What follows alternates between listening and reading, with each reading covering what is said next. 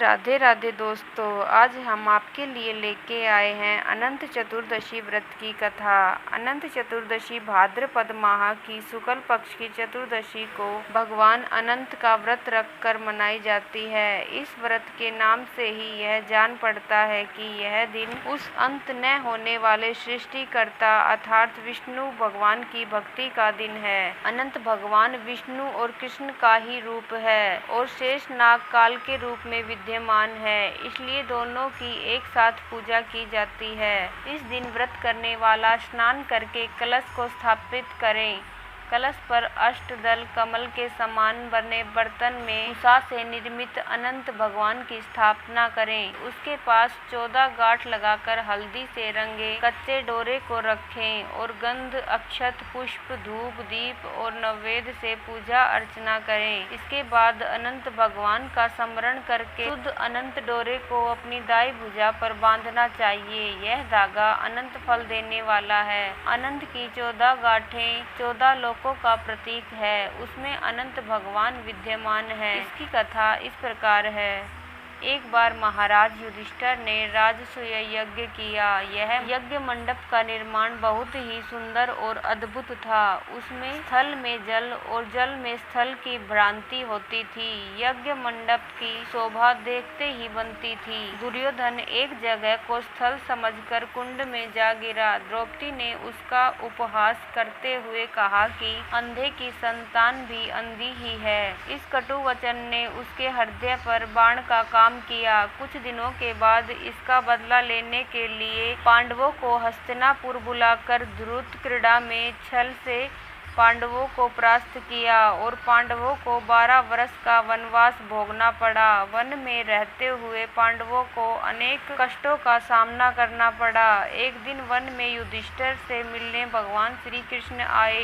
युधिष्ठिर ने उनसे सब बात कह डाली और इस विपत्ति को दूर करने का उपाय भी पूछा। तब श्री कृष्ण ने उन्हें भगवान अनंत का व्रत करने का परामर्श दिया और कहा, इससे तुम्हारा खोया हुआ राज्य फिर से प्राप्त हो जाएगा।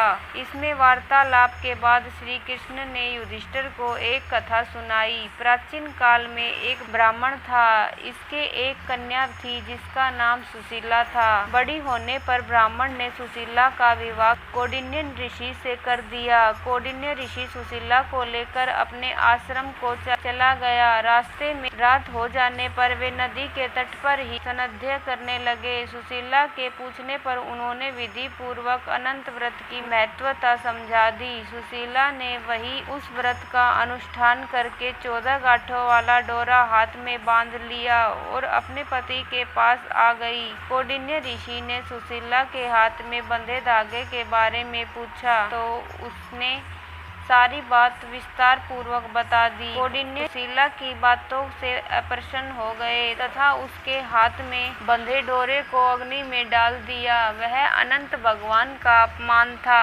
कौंडिन्य ऋषि की सुख संपत्ति नष्ट हो गई। सुशीला ने इसका कारण डोरे को जलाना बताया। पश्चाताप करते हुए ऋषि भगवान अनंत की खोज में वन में चले गए। जब वे भटकते भटकते निराश होकर गिर पड़े और बेहोश हो गए तो भगवान अनंत उन्हें दर्शन देकर बोले, हे कौंडिन्य, मेरे अपमान के कारण ही तुम्हारे ऊपर यह विपत्ति आई है। तुम्हारे पश्चाताप के कारण मैं प्रसन्न हूँ। आश्रम में जाकर 14 वर्ष तक विधि पूर्वक अनंत व्रत करो, तुम्हारे सारे कष्ट दूर हो जाएंगे। कौंडिन्य ने वैसा ही किया। उनके सारे कष्ट दूर हो गए और उन्हें मोक्ष की प्राप्ति हुई। श्री कृष्ण की आज्ञा मानकर युधिष्ठिर ने अनंत भगवान का व्रत किया।